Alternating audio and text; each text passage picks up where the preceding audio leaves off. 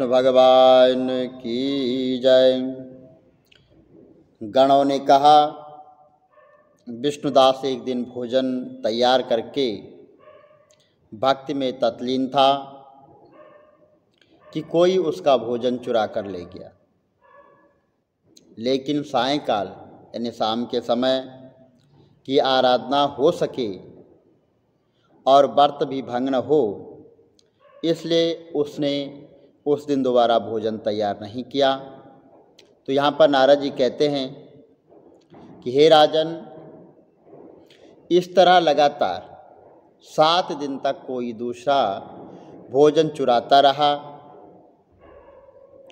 और तब वह हैरान होकर सोचने लगा कि यह तो बड़ी विचित्र घटना है कि न जाने कौन हर रोज़ मेरे भोजन को चुरा कर ले जाता है। फिर भी इस देवस्थान को छोड़ना नहीं चाहिए। अगर मैं भोजन बनाकर खा लेता हूँ तो देर हो जाएगी और पूजा छूट जाएगी। अतः मुझे भोजन बनाकर तुरंत खाना नहीं चाहिए और बिना भगवान को भोग लगाए खाना नहीं चाहिए। वैष्णव को भगवान को भोग लगाए बिना भोजन ग्रहण नहीं करना चाहिए। पहले भगवान को भोग लगाएं, फिर अपने आप भोजन ग्रहण करें। अगर 7 दिन बिना भोजन के बीत गए तो आज एक दिन और सही। आज मैं भली भांति भोजन की रक्षा करूंगा और देखूंगा कि हर रोज़ इसे कौन चुरा कर ले जाता है। ऐसा सोच भगवान और विष्णुदास भोजन तैयार करके भोजन के पास ही छिप कर बैठ गया। उसने थोड़ी देर बाद देखा कि वहाँ पर एक चंडाल आया, जिसका शरीर बहुत दुबला तथा उसके शरीर पर केवल चमड़ी ही चमड़ी दिखाई देती थी। जब वह चंडाल भोजन चुराकर चल दिया तो विष्णुदास ने उसे पुकारा, हे भाई रुक जाओ, यहाँ रूखा भोजन लेकर क्या करोगे, इसमें घी तो लेते जाओ। ऐसा कहकर वह श्रेष्ठ ब्राह्मण आगे को बढ़ा। विष्णुदास को अपनी ओर आता वह देखकर वह चंडाल तेजी से दौड़ने लग गया। वहाँ ब्राह्मण के डर से, लेकिन दुर्बलता के कारण न तो ज़्यादा दौड़ सका, अतः वहाँ पर भूमि में गिर पड़ा और वहीं पर मूर्छित हो गया। चंडाल को मूर्छित देखकर विष्णुदास लपक कर उसके पास पहुँचे और अपने वस्त्र से उसको हवा करने लग गए। इसके बाद उसने जो कुछ देखा उसे देखकर वह आश्चर्यचकित रह गया। उसने देखा कि उसके सामने शंख चक्र गदा पाद पीताम्बरधारी चतुर्भुजी रूप, आलसी के फूलों के समान कांति वाले छाती के कौस्तुभ माला से सुशोभित साक्षात भगवान विष्णु खड़े हैं। भगवान का दर्शन करके स्वास्तिक भाव से मुक्त व श्रेष्ठ ब्राह्मण उसकी स्तुति तथा परिणाम कुछ न कर सका और वहाँ पर सब इंद्र आदि देवता उपस्थित हो गए और गंधर्व तथा अप्सराएं आकर वहाँ पर गीत गाने करने लगी। ब्राह्मण उन्हें प्रणाम करने के लिए उतावला हुआ, क्यों ही वह संपूर्ण वेद गंध और गंधर्व और अप्सराएं वहाँ पर आ गई और विष्णु भगवान ने अपना स्वरूप ब्राह्मण को प्रकट कर उसका आलिंगन किया और दिव्य विमान में बैठाकर उसे बैकुंठ ले गए। दिव्य विमान में ब्राह्मण के विष्णु के साथ जाते हुए चोल नाम का जो राजा था उसने देखा। उसने अपने गुरु आचार्य मुद्गल को कहा कि मैंने जो यज्ञ आदि किए हैं, जो हवन करवाया है, जो यज्ञ करवाया है, वो सब क्या व्यर्थ हो गए हैं? उनका क्या मुझे कोई फल नहीं मिला? और जो मैंने जितनी भी दान दक्षिणाएं दी है, मैंने ब्राह्मणों को जो दान दक्षिणाएं दी है, वो सब असफल हो गए हैं। यहाँ पर तो भगवान ने विष्णुदास को अपने दर्शन दे दिए और विष्णुदास को जो है अपने साथ ले गए। और विष्णुदास ब्राह्मण ने केवल श्रद्धा भक्ति से ही उसके प्रभाव से विष्णु भगवान ने आकर उनको दर्शन दिया। राजा चोल अपने धन और घमंड के अनुसार जो है भगवान की पूजा करता था और विष्णुदास भक्तिपूर्वक श्रद्धा भाव से भगवान विष्णु की पूजा करता था। इसलिए उसने भगवान विष्णु को प्रसन्न किया और भगवान विष्णु ने साक्षात विष्णुदास को जो है अपना स्वरूप दिखाया और अपने साथ जो है ले गए। और इसलिए भक्ति ही सर्वोपरि है। मुझे भगवान के दर्शन के लिए राजकाज त्याग कर भक्ति करनी चाहिए। यहाँ पर अब जो है राजा चोल है वो अपने आप को कह रहा है कि यहाँ पर जो है तो मतलब अगर जो सर्वोपरि है, जो भगवान के दर्शन करने हैं, तो उसके लिए जो है भक्ति करनी चाहिए। राजा के कोई पुत्र न होने के कारण अपने भांजे को राजगद्दी पर बिठा दिया और उसको वहाँ का अधिकारी बना दिया और आप भगवान विष्णु की भक्ति करने लग गया। और बहुत काल तक भक्ति करने के बाद विष्णु भगवान ने दर्शन नहीं दिए तो वह अग्निकुंड में जो है कूद पड़ा। अग्नि में प्रकट होकर विष्णु भगवान ने राजा को गोदी में उठा लिया और कहा कि मैं तेरे त्याग और भक्ति से बहुत प्रसन्न हूँ। उसका आलिंगन कर उसको दिव्य विमान में अपने साथ बैठाकर बैकुंठ ले गए। विष्णु जी ने अपने समान रूप वाले ब्राह्मण और पुण्यशील और राजा चोल को सुशील नाम देकर दोनों को अपना द्वारपाल बना दिया। 28वां अध्याय। धर्मदत्त ने पूछा कि हे देवराज, जय और विजय ने अपने पूर्व जन्म में ऐसा कौन सा पुण्य किया जिससे भगवान विष्णु का रूप धारण करके वह उनके द्वारपाल बन गए। प्राचीन काल में विष्णुविंद की पुत्री देवहूति से गंधर्व ऋषि द्वारा केवल देखने मात्र से ही 2 सुंदर बालक जो है उत्पन्न हुए। उनमें से बड़े का नाम जय और छोटे का नाम अजय हुआ।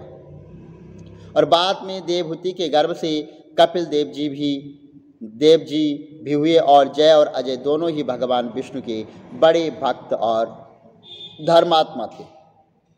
दोनों ही नित्य प्रति जो है अष्टाक्षर मंत्र का जाप करते थे और भगवान विष्णु जी का जो है व्रत और कीर्तन किया करते थे। भगवान इन दोनों भाइयों पर अत्यंत प्रसन्न थे और नित्य पूजा के समय इनको दर्शन दिया करते थे। एक समय राजा के निमंत्रण पर देवर्षि नारद जी गणों सहित राजा वहाँ जो है राजा था उसके यज्ञ में पधारे और उस यज्ञ में जय ने ब्रह्मास्त्र और अजय ने पुरोहित बनकर यज्ञ को जो है संपूर्ण करवाया था। यज्ञ की विधि पूर्वक समाप्ति हुई और मारुत राजा ने जय और अजय को जो है बहुत सारा जो है धन दिया। वह दोनों भाई दक्षिणा देकर अपने अपने जो है आश्रम में आए और धन का बंटवारा करते समय दोनों भाइयों को जो है आपस में झगड़ा हो गया। जय ने अजय से कहा कि धन के बराबर बराबर भाग होने चाहिए और अजय ने कहा कि जितना धन जिसको मिला है उतना धन उसी का है। तब जय ने क्रोध में आकर अजय को जो है वहाँ पे श्राप दे दिया था कि तुम जो है धन लेकर नहीं देना चाहते हो, इसलिए तुम जो है ग्रह हो जाओ। क्योंकि तुमको जो धन मिला है तुम मुझे नहीं देना चाहते हो तो ग्रह हो जाओ। अजय ने जय का दिया श्राप स्वीकार कर लिया और जय को श्राप दिया कि तू अभिमानी है इसलिए हाथी हो जा। वह हाथी हो गया। जब नियम पूर्वक दोनों की पूजा के समय जब भगवान उनको दर्शन देने के लिए आए तो दोनों ने भगवान से श्राप मोचन का जो है उपाय पूछा। दोनों ने प्रभु से कहा, हे देव, हम दोनों आपके भक्त हैं मगर हम हाथी की योनि में कैसे होंगे? हे कृपा सागर, श्राप से हमारा उद्धार कीजिए। तब भगवान विष्णु जी ने कहा कि मेरे भक्तों की वाणी कभी असत्य नहीं होगी। यमराज भी इसको अन्यथा नहीं कर सकता है। पूर्व काल में मुझे भक्त प्रहलाद ने कहने पर मैं उनके कहने पर स्तंभ यानी खंबे से जो है प्रकट हुआ हूँ जब भक्त प्रहलाद ने भगवान विष्णु को पुकारा तो भगवान विष्णु अपने भक्तों के लिए जो है खंबे से भी प्रकट हो गए और राजा अम्ब ऋषि के कहने पर 10 अवतार लेने पड़े थे। अतः तुम दोनों अपने श्रापों को भी मेरे लोक को प्राप्त हो जाओगे। इतना कहकर जो है विष्णु जी वहाँ पर, विष्णु भगवान वहाँ पर अंतर्ध्यान हो गए। फिर वह गंडकी नदी के किनारे मगर और हाथी हुए, यानी मगरमच्छ और हाथी हुए। जाति स्मरण रहने के कारण इस योनि में भी भगवान विष्णु का जो है स्मरण, नित्य पूजा पाठ और व्रत जो है वो किया करते थे। एक दिन कार्तिक की पूर्णमासी को वहाँ हाथी स्नान करके जो है गंडकी नदी में गया। तब पिछले जन्म का श्राप स्मरण करके मगर ने हाथी को जो है, मगरमच्छ को हाथी ने जो है पकड़ लिया। हाथी को जो वहाँ पर मगरमच्छ ने पकड़ लिया और हाथी ने भगवान विष्णु जी का जो है स्मरण किया। फिर क्या था, वह तुरंत शंख चक्र गदा पदधारी भगवान अपने सुदर्शन चक्र को लेकर जो है उन दोनों को अपने जैसा रूप देकर उनको बैकुंठ ले गए। और उसी दिन से उस स्थान का नाम हरि क्षेत्र प्रसिद्ध है। चक्र के आघात से वहाँ के पत्थरों में भी चिन्ह बने हुए हैं। वहाँ पर दोनों जो है जय और अजय नाम से आज तक संसार में प्रसिद्ध हैं। हे प्रिय, अपने विष्णु जी के द्वारपालों के संबंध में जो प्रश्न किया था वह उसका मैंने विस्तार से जो है उत्तर दे दिया है। इसलिए मैं तुम दोनों ईष्ट और द्वेष को जो है त्याग दो और नित्य भगवान विष्णु का व्रत करो। जगत के प्रत्येक जीवन को समदृष्टि से देखो।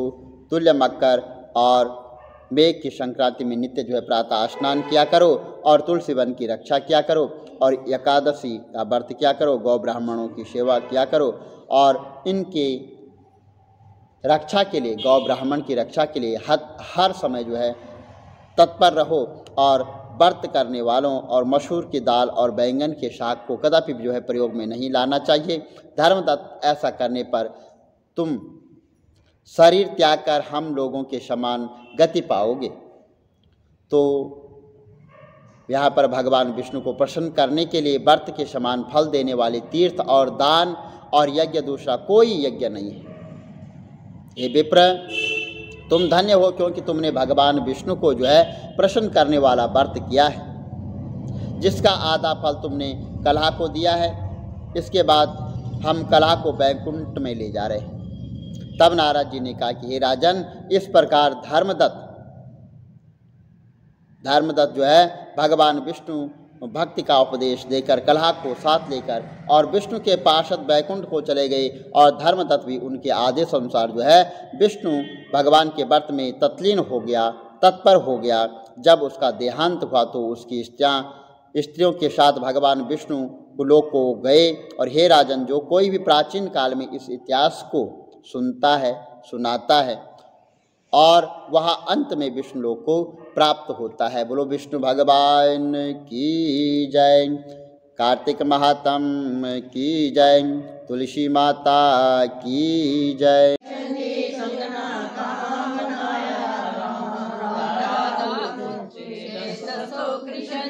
कंगना कहाँ बनाया राम, भादो महीने पुण्य आई, पैण सुभद्रा माता जाई, उसने राखड़ी बन्नी राम। राधा पूछे दसो कृष्ण जी सेरा कहाँ बनाया राम, राधा पूछे दसो कृष्ण जी सेरा कहाँ बनाया राम। असु महीने दसवीं आई, पैण सुभद्रा माता जाई, उसने जो टंगे राम। राधा पूछे दसो कृष्ण जी तिलक कहाँ लगाया राम, राधा पूछे दसो कृष्ण जी तिलक कहाँ लगाया राम। कसक महीने भाई दूज आई, पैण सुभद्रा माता जाई, उसने तिलक लगाया राम।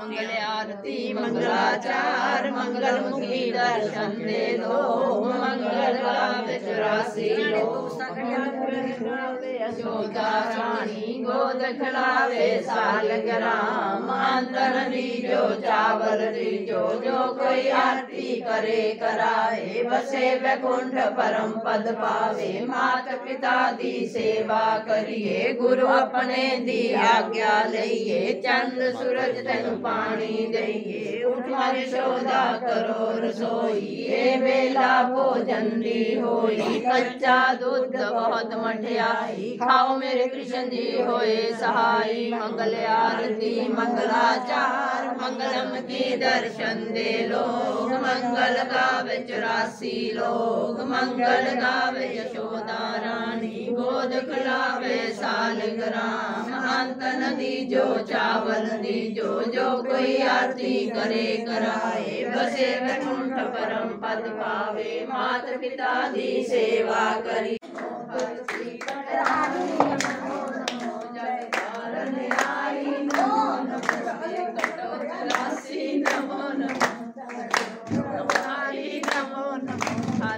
पटरानी नमो नमो जगत धारण आई नमो नमो आई नमो नमो विद्यारी नमो नमो विद्यारी नमो नमो विद्यारी नमो नमो तुलसी महारानी नमो नमो श्री कृष्ण विद्यारी नमो नमो महारानी नमो नमो महारानी नमो नमो वैकुंठ आई नमो नमो वैकुंठ आई नमो नमो वैकुंठ आई नमो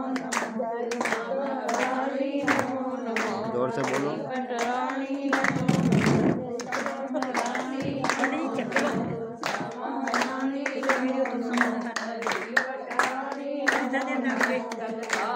आई नमो नमो श्री कृष्ण 84 नमो नमो तुलसा महारानी नमो नमो दुर्गा महारानी नमो नमो महारानी नमो नमो आई नमो नमो महारानी नमो नमो हरि नमो नमो वैकुंठ आई नमो नमो जगतारण आई नमो नमो श्री कृष्ण 84 नमो नमो तुलसा महारानी नमो नमो आई